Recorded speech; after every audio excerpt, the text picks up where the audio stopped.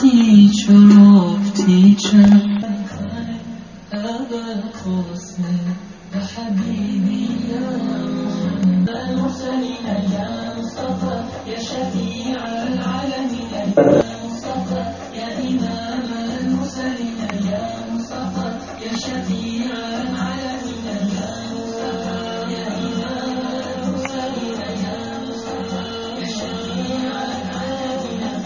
He prayed one, others said, while others ate, he'd fast. While they would laugh, he wept, until upon you truly you are a teacher. Mu'allim, he was Muhammad sallallahu alayhi wa sallam. Muhammad, mercy upon أبا القاسم يا حبيبي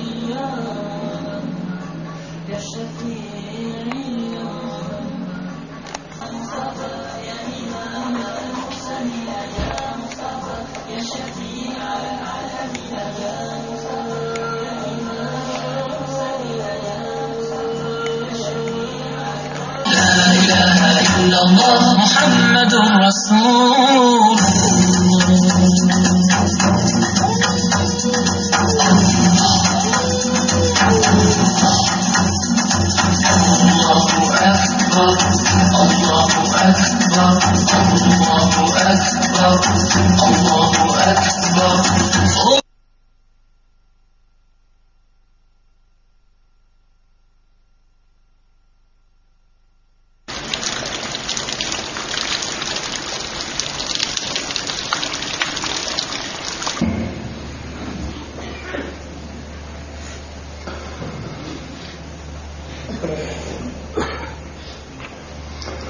الحمد لله رب العالمين والعاقبة للمتقين الصلاة والسلام على أشرف الأنبياء والمرسلين وعلى آله وأصحابه أجمعين ومن تبعهم بإحسان إلى يوم الدين.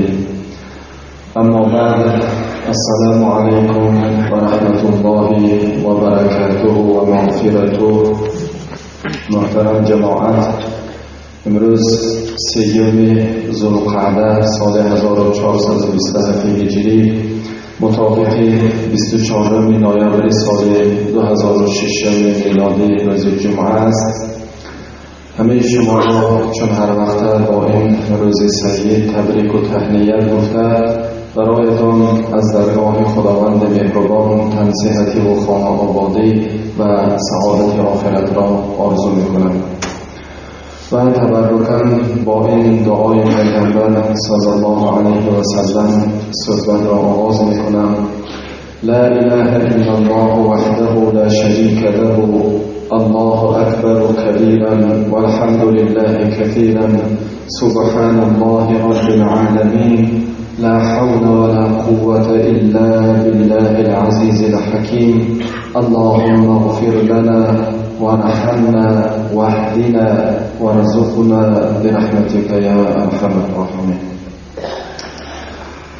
هفته گذشته ما و شما حدیثی را از پیغمبر صلی الله علیه و سلم در باب نظارت نفس خود آغاز کرده بودیم که پیغمبر گرامی این حدیث خود را به طریق نصیحت به یکی از خردسال‌ترین امت خود ابن عباس رضی الله عنهما کرده بودند و در دوام نصیحت خود پیغمبر گرامی صلی الله علیه و سلم به ابن عباس رضی الله عنهما مراجعه کرده استاده گفتن که اذا سألت فاسأل الله و اذا استعنت فاستعن بالله، یعنی وقتی که از چیزی سوال کردنی میشوی پس تنها از خدا سوال کن، از خدا پرس. وقتی که محتاج میشوی و میخواهی یاردن پرسی تنها از خدا یادم پرس. یعنی با این نصیحت خود پیغمبر صلی الله علیه و سلم به امت خود استقلالیت یعنی مستقل بودن را تعلیم کردند. انسان آن وقت مستقل می شود که باید تواند کارهای خودش را خودش به سامان رساند. یا جمعیت انسان ها هم آن وقت مستقل می شود که همین جمعیت تمام احتیاجات زندگی خودش را خودش ساخته و خودش اجرا کرده و خودش به سامان رسانده دارد و در این راه یاردن را فقط و فقط از خدا پرسد. بنابراین آن جمعیت هایی که امروز در دنیا نخواندند و نآموختند و قوه های ذهنی و جسمانی خدای تعالی داده را تنبلی کرده ایستاده برده استفاده نکردن، امروز مظلوم زیر دست ابرقدرت ها هستند. مجبور هستند که به خاطر هر چیزی پیش کسی دیگر رفته ایستاده دست دراز کنند، گدایی کنند. چرا؟ برای آنکه مستقلیت ندارند، استقلال کامل آنها در اختیار خود ندارند و برای آنکه امتشان پیغمبر صلی الله علیه و سلم دست نگه و محتاج و خام و ذلیل نزد دیگرها نباشد، با واسطه این نصیحتشان استقلالیت را تعیین. وقتی میپرسی از خدا پرس، وقتی یاردن طلب میکنه فقط از خدا یاردن طلب کن. و در جای دیگر پیغمبر صلی الله علیه و سلم به این موضوع مناسب گفتن سر الله من فضله فإن الله یحب ان یسأل. از خدا پرسید. چی میخواه؟ بخشش گناه میخواه، سلامتی میخواه، شفا میخواه، دنیا میخواه، مایگری میخواه، تنجی میخواه، امانی میخواه، سربلندی میخواه. چی میخواه؟ چی رو شما لازم است؟ هر چی میخواه خداوند را پرسید، از فضلش به شما میدهد. اگر شما به آن خداوند یکتا و یگانه باور داشته باشید و شما در راه او باشید، در رعایت قانون شریعتی او باشید، هر چیزی که برای شما ضرور است و محتاج آن هستید از خدا پرسید، خداوند از فضل و کرمش آن حاجات شما را برآورده می‌گرداند. زیرا خداوند دوست می‌دارد اینکه بنده ها از او پرسند و از او چیزی طلب کنند.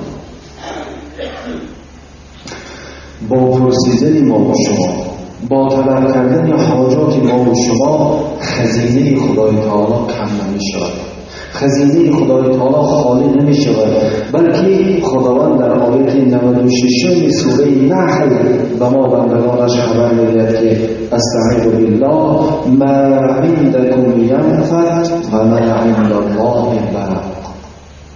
آنچه که شما در اختیار دارید هرچند ثروتمندترین روی زمین هم باشید یک روز تمام می شود، اما آنچه که در اختیار خدای تعالی است هیچگاه کم نمی شود.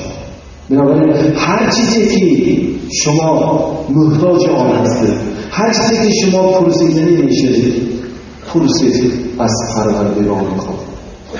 خداوند با فضل و کرمش به شما آن خواسته شما را عطا می‌کند.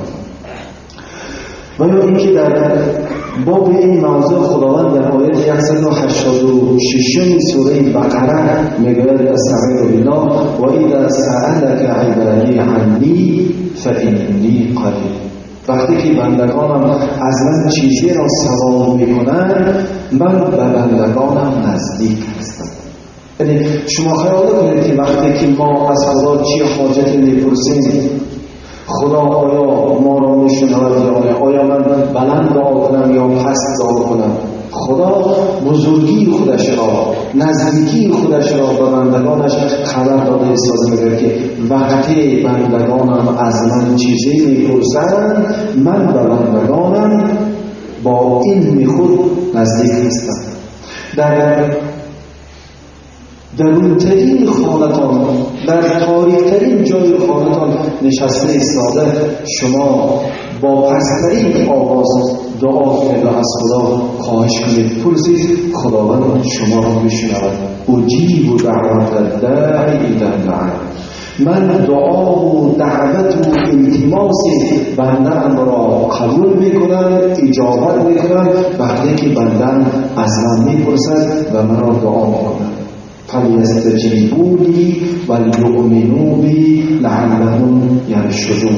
بنابراین خداوند ما را امر میکند که از خدا طلب اجابت کنید، از خدا پرسید که دعای شما، خواسته شما را قبول کند و ایمان خود را بر آفریدگار خود مستحکم کنید. شاید با ایمان مستحکم و پرسیدن حاجت و دعا از پروردگار شما راه رشد را صاحب شد، یعنی در راه راست زندگی باشید.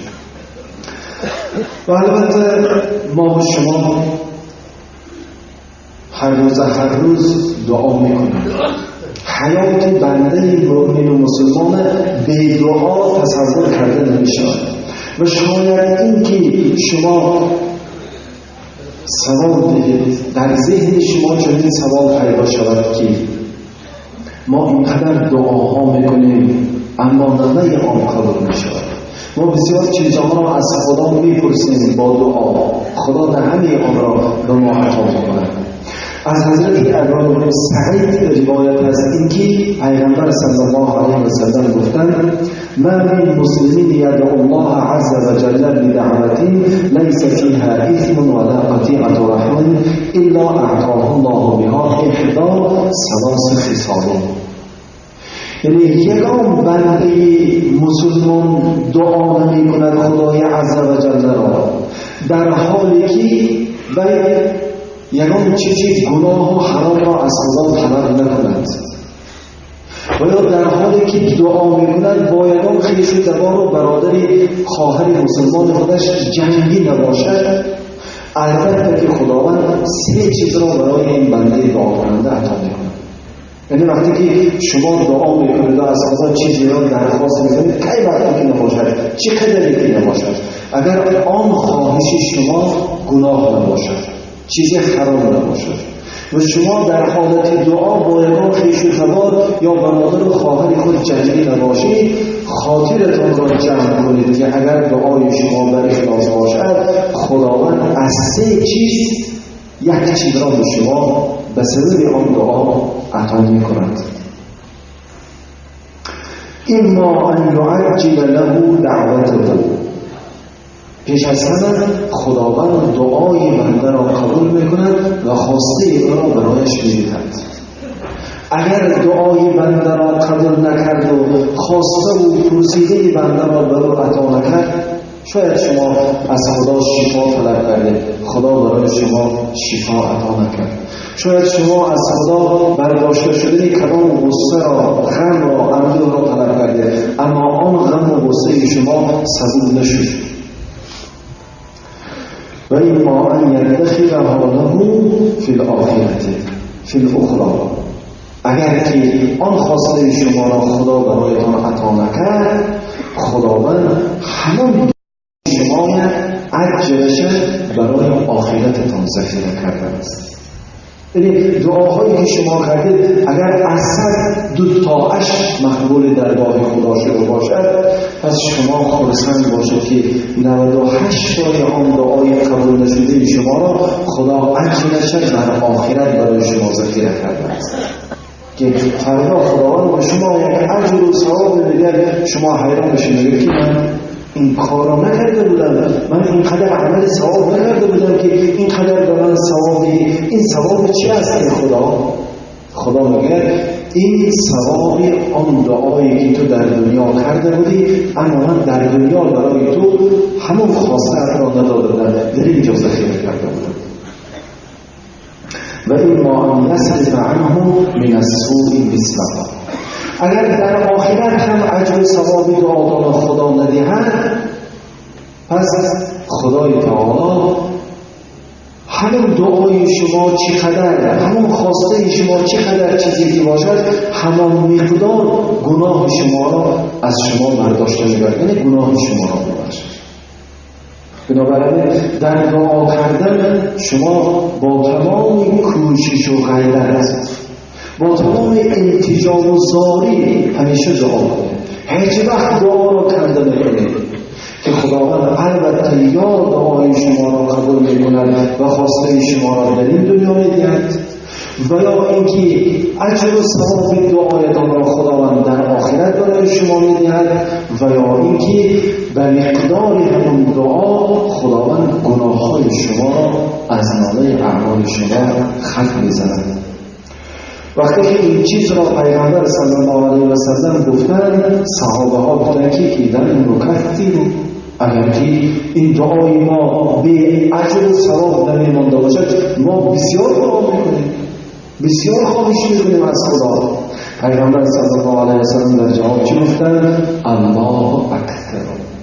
خداوند از شما هم خزینش بسیارتر است، از شما هم قبول کردنش بسیارتر. یعنی شما چقدر دعا کنید و چقدر از خدا طلب کنید، از آن خواسته و از آن طلب کرده های شما میگن خدای تعالی بسیارتر ذات قبول کننده دعا است و عطا کننده اجر و ثواب است. خزینه خدای تعالی تمام نمی‌شود.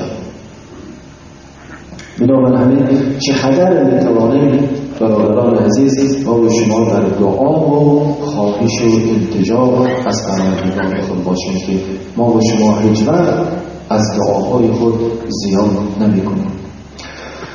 و حتی مسئله یا اینکه موضوعی سربلند بودن، از کسی چیزی خواهش نکردن و از کسی چیزی طلب نکردن و نزد کسی دستی محتاجی دراز نکردن، آنقدر در شریعت اسلام ما و شما اهمیت بزرگ دارد که پیغمبر صلی الله علیه و سلم با بعضی شخصان را که اسلام را قبول می‌کردند بیعت می‌کردند به اینکه از کسی چیزی یاردن طلب نکنید.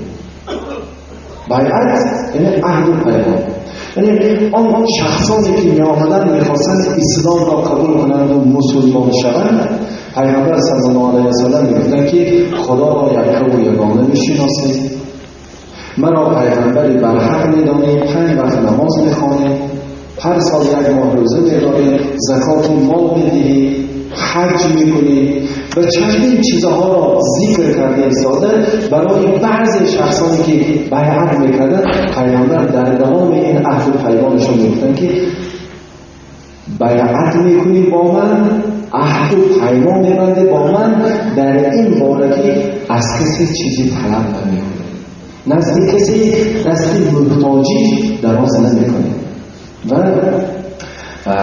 نسبت این مسئله شخصان بسیار بیعت کرده بودند که از جمله آنها حضرت ابوبکر صدیق، ابوذر غفاری، ثوبان و عوف ابن مالک رضی الله عنهم را در کتاب‌ها ذکر می‌کنند که این شخصان بزرگ وقتی که با پیغمبر بیعت کردند، پیغمبر این جمله را آنها همراه کردند که دست احتیاج و محتاجی نزد کسی دراز نمی‌کنید.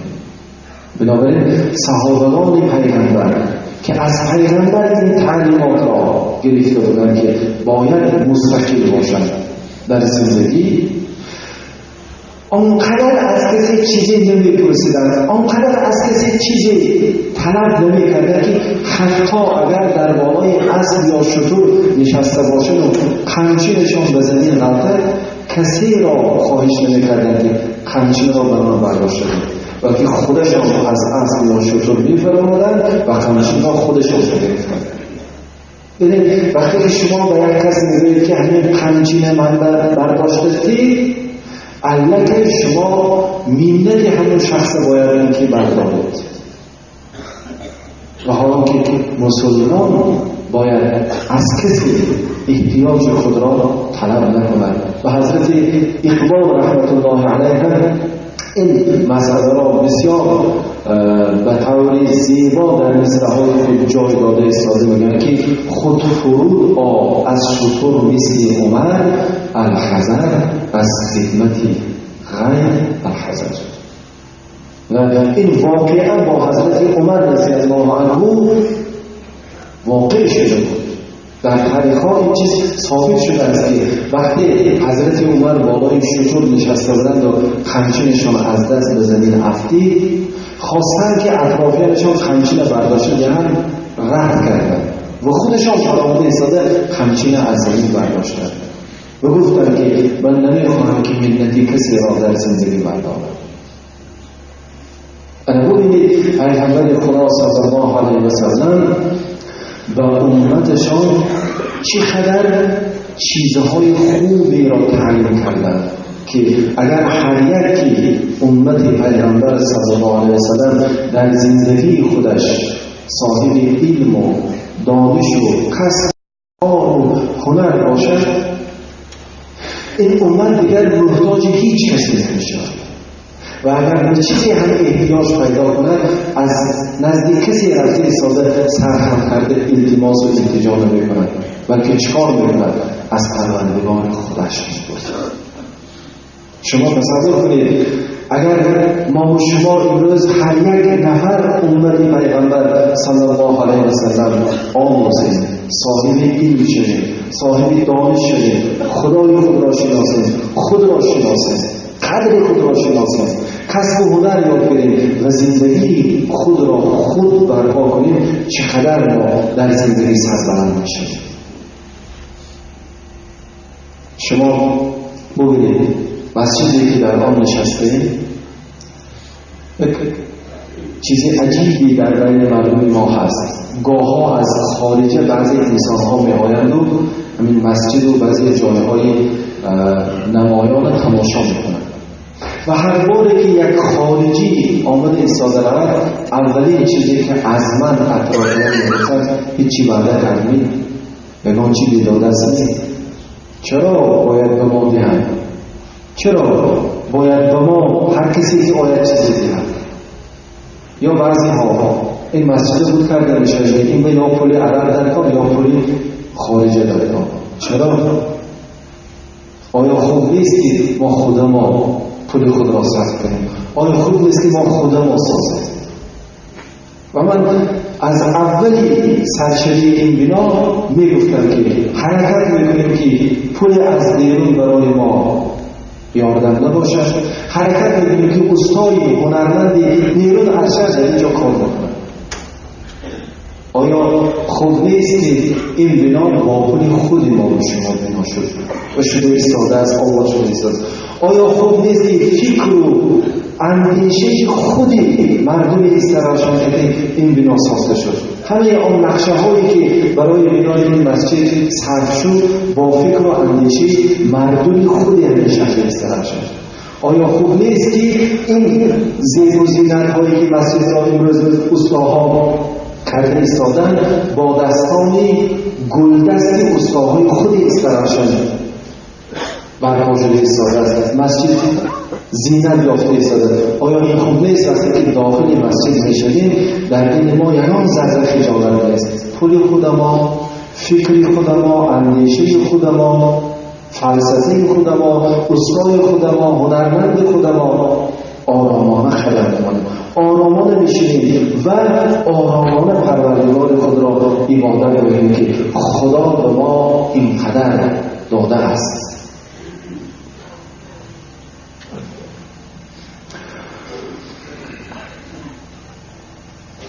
و بعدا به نصیحت خود دوام داده ایستاده پیغمبر صلی الله علیه و سلم گفتند واعلم ان الامه لئن اجتمعت علی ان ينفعوك بشیء لم ينفعوك الا بشیء قد كتبه الله لك و ان اجتمعوا على ان يضروك بشیء لم يضروك الا بشیء قد كتبه الله عليك. بدان ای ابن عباس یا بدان ای امت که اگر تمام امت جمع شوند این که به تو یک فایده رسانند، فایده به تو رسانده نمیتوانند مگر آن مقدار فایده را که خداوند برای تو تقدیر کرده باشد. اگر کدام از نفر شما محتاج باشد و کم بغل باشد و تقدیر شما را خداوند این طور نوشته باشد، تمام امت جمع شود در اطراف شما یا خواهد که شما را شخصی ثروتمند گرداند، ثروتمند گرداند نمیتواند. به شما هیچ یادم کرده نمیتواند مگر آن مقداری را به شما یادم کرده نمیتواند که خدا در تقدیر شما آن را انداخته باشد. خدا دل این امت را کلامش را ملایم کند و بعدا در وارد صبر به شما 10 سامان یا 15 سامان یاردن کند. چرا که یاردنی که مردم برای شما میکنند اگرچه که به شما همون مردم آورده 10 سامان 5 سامان پول میدن، اما ریشه این خدا است. چرا که خدا در دل آن مردم انداخته است ایمان را و اخلاص را و سخاوتمندی را و خدا امر کرده است که آنها می‌بیارند به تو 10 سامان یا 5 سامان می‌بیارند.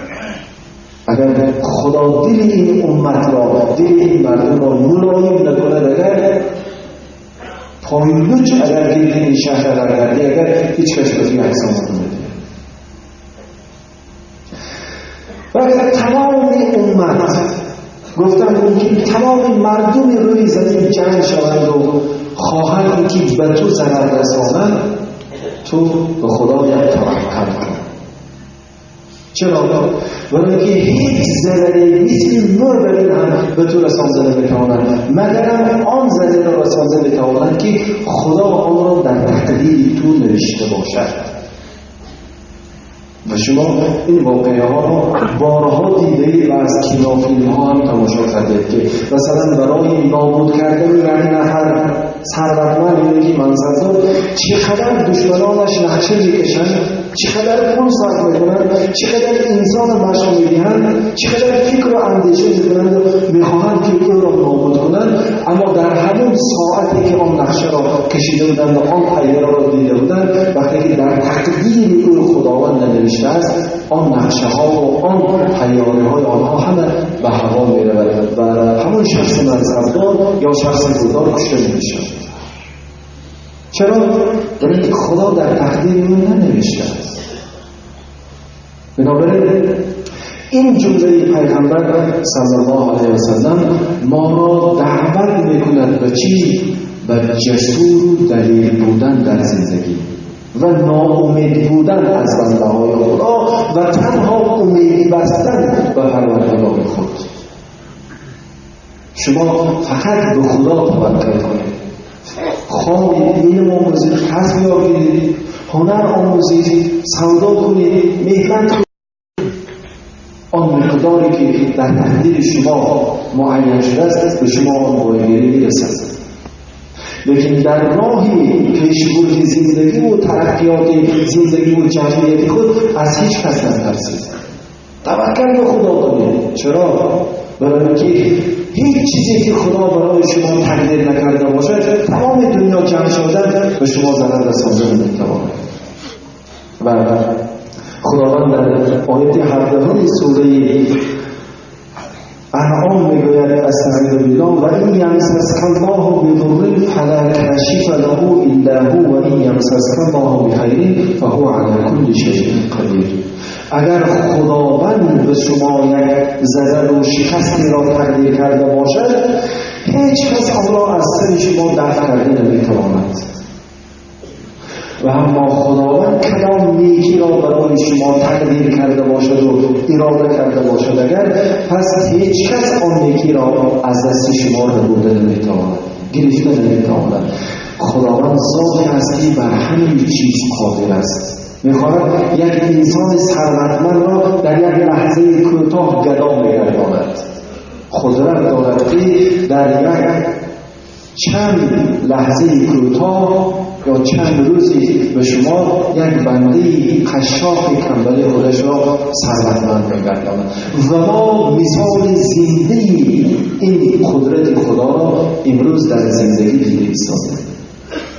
در زمانی که ساخت زندگی ما و شما دیگر بود در دولت شوروی زندگی میکردیم، بسیار شخصان منصبداری ثروتمندی بود که به گفته خودی مردم دمشان را شعله می‌پخت و بسیار شخصانی هم بودند که یک برده نان بزرگ با عذاب و شکنجه می‌افتند.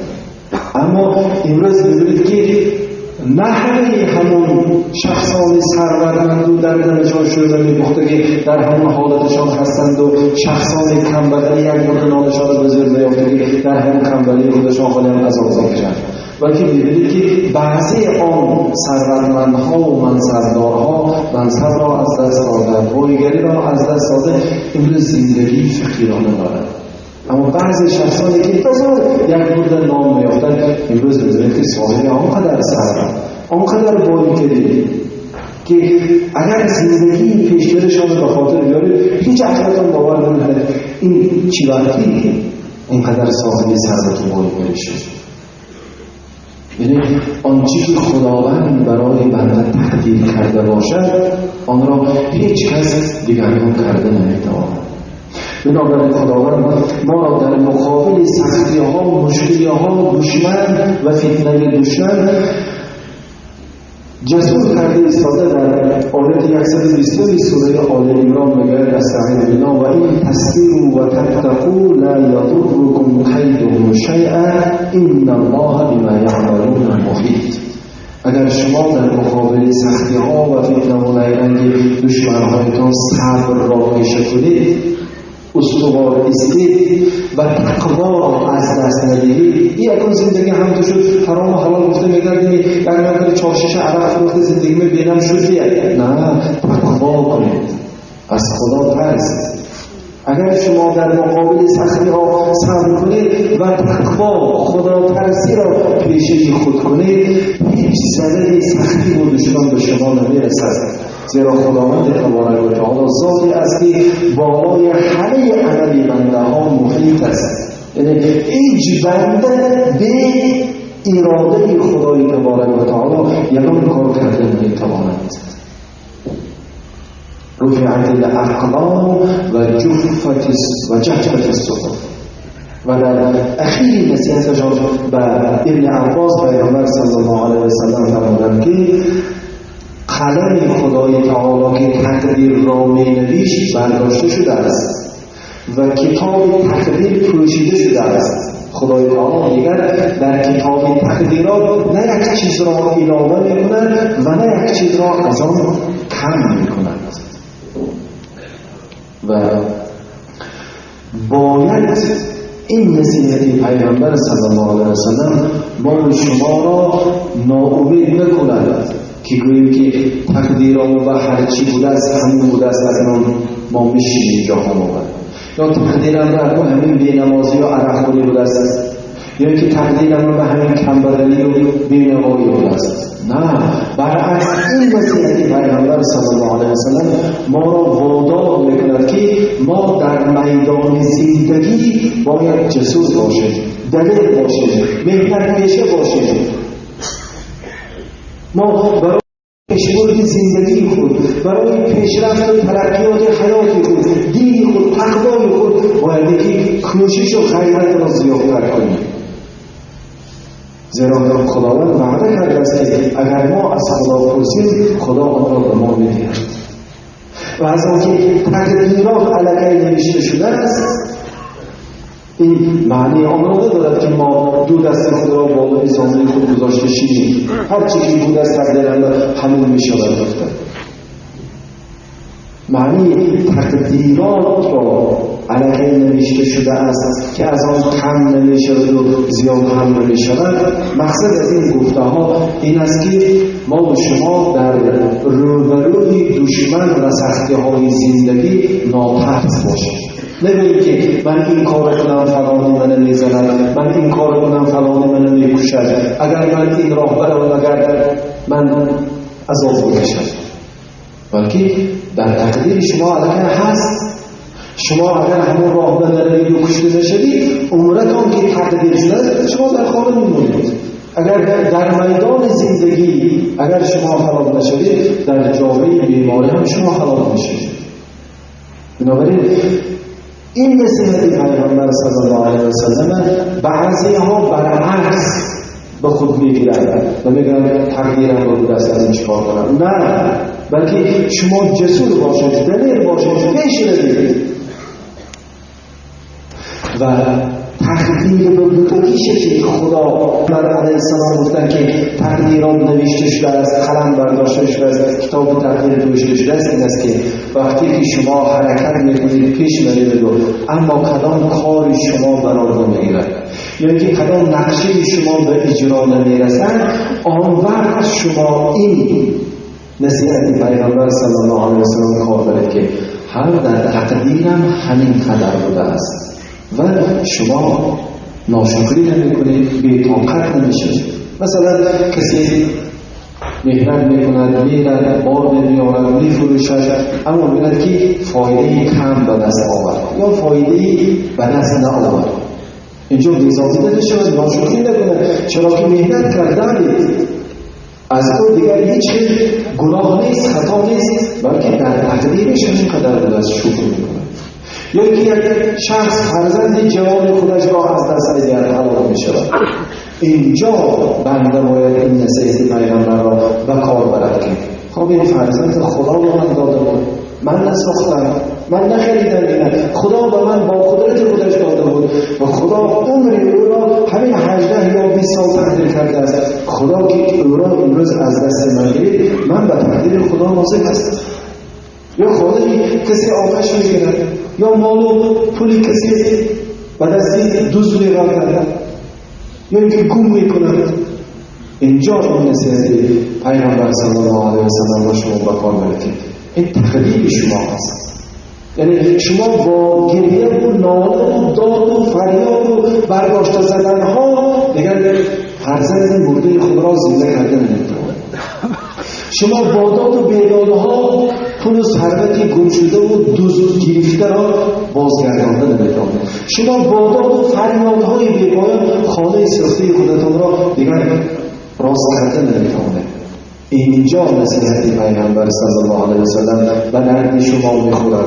اینجا نصیحت پیغمبر مرهم این درد شما می‌شود که آنچه که بالای سر شما آمد این علت در تقدیر شما نوشته بود.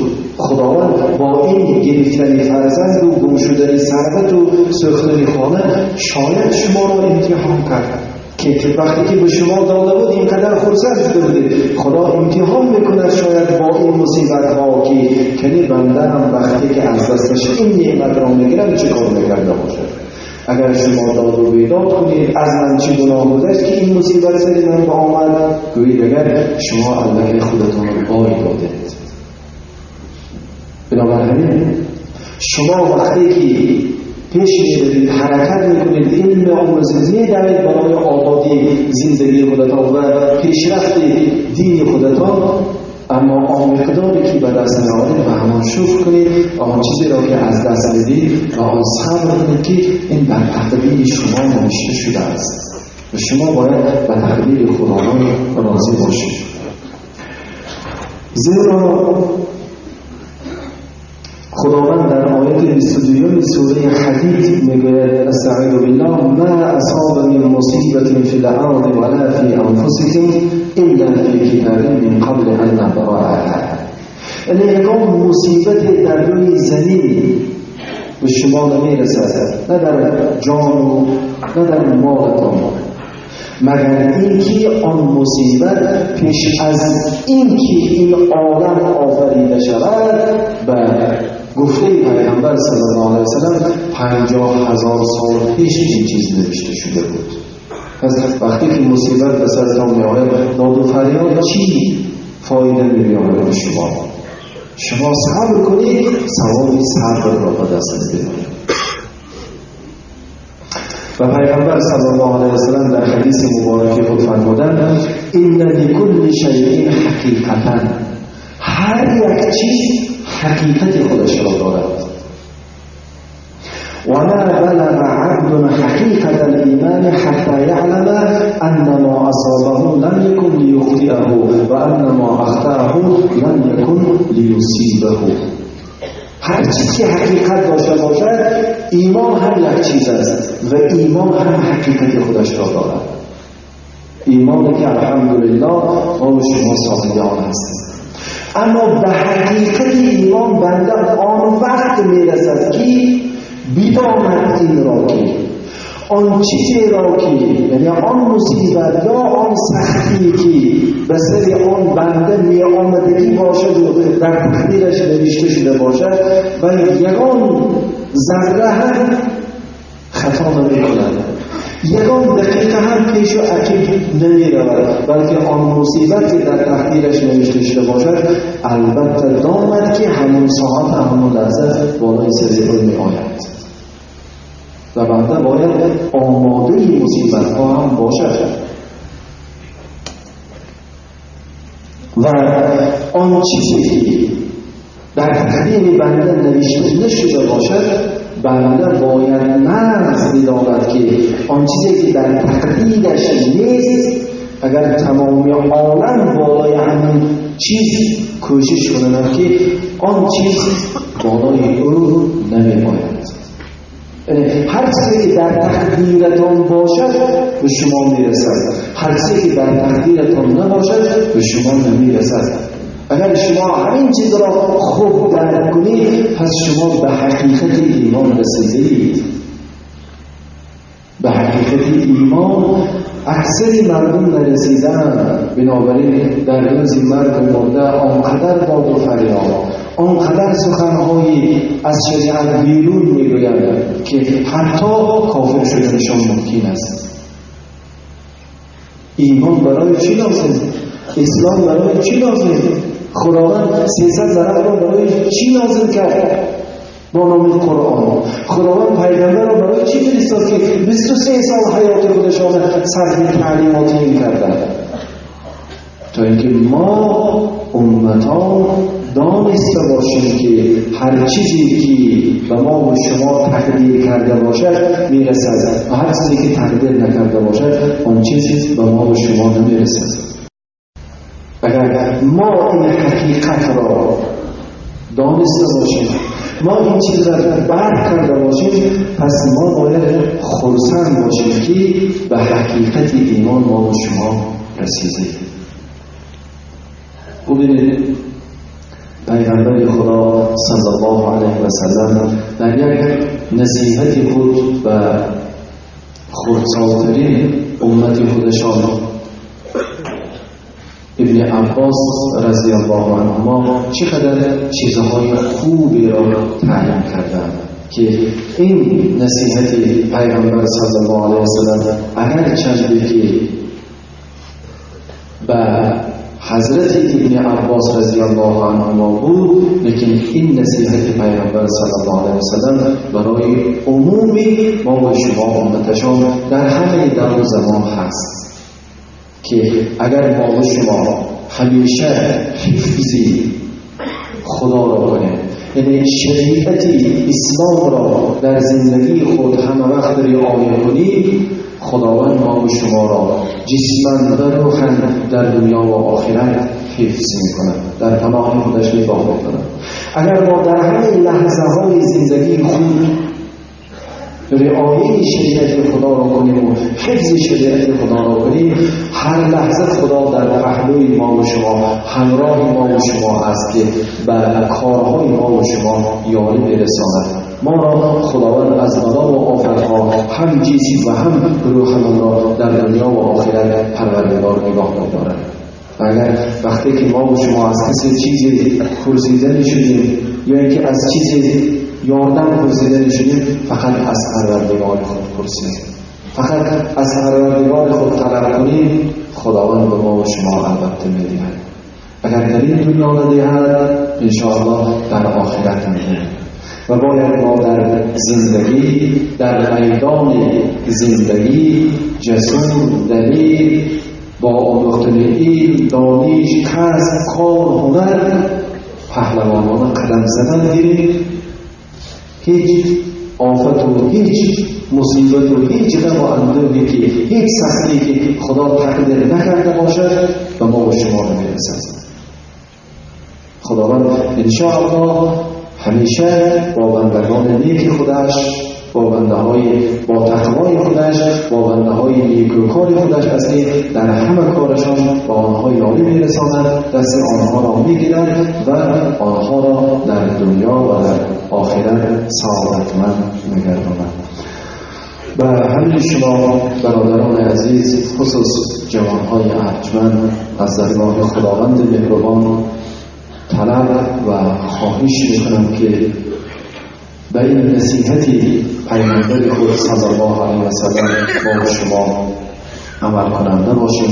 خداوند توفیق عمل کردن را به این نصیحت پیامبر صلی الله علیه و سلم برای ما و شما عطا کند و همیشه و همیشه در زندگی ما و شما حیات خود را، جسم خود را و زندگی خود را زیر نظارت گیریم که از گفته های شریعت بیرون نباشد. آن وقت خدا همیشه همراه ما و شماست.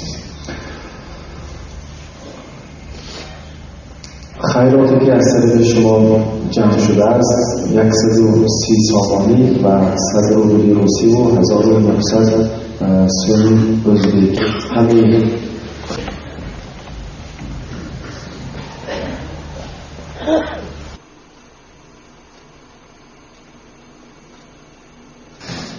الحمد لله رب العالمين والعاقبة للمتقين، الصلاة والسلام على أشرف الأنبياء والمرسلين وعلى آله وأصحابه أجمعين. أما بعد، السلام عليكم ورحمة الله وبركاته ومغفرته.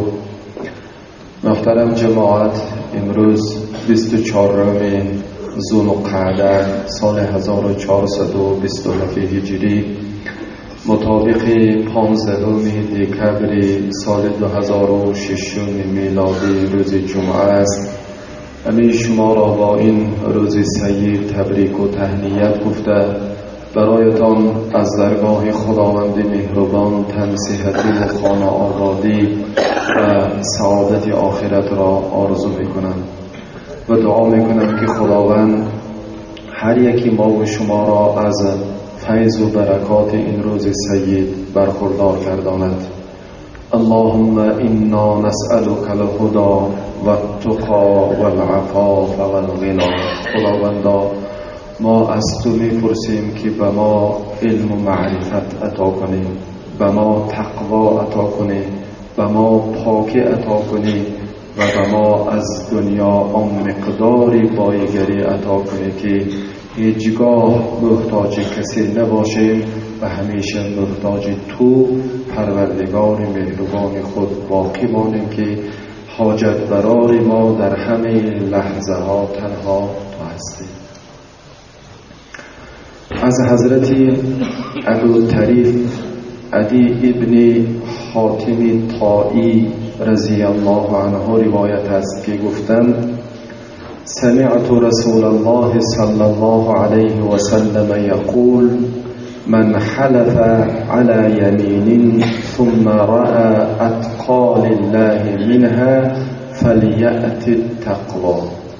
حدیث از طرف امام مسلم روایت شده است که در صحیحشان تحت رقم 1651 جای گرفته است. یعنی رسول خدا صلی الله علیه و سلم فرمودند هر کسی قسم خورد بالای یگان کار که فلان کار را میکنم یا نمیکنم گفته است، بعدا ببیند که همون چیزی که بالای آن قسم خورده است برای او حاصل میکند، پس باید اینکه قسم زده شود و همون کار را که میکنم گفت یا نمیکنم گفت آن را اجرا کند. یعنی ممکن است که کسی قسم میخورد که من با همین برادرم جنگی هستم و دیگر قطیش گپ نمیزنم، یا اینکه من با فلان خیش و تبارم جنگی هستم قسم میخورم که دیگر خانه وی به قدم نمیماند. این خیلی قسم ها، این خیلی حادثه ها در زندگی شدنش ممکن. بنابراین هر کسی که قسم خورد، البته قسم به نام خدا باشد، قسم به قرآن و قسم به کعبه و قسم به قبله